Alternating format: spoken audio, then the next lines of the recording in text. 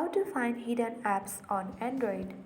Open the settings on your Android device, then go to privacy.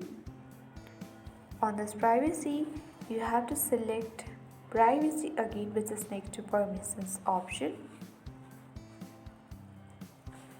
So under privacy protection, select hide apps, and when you tap on hide apps, you need to scan with a fingerprint and open the lock of your Android.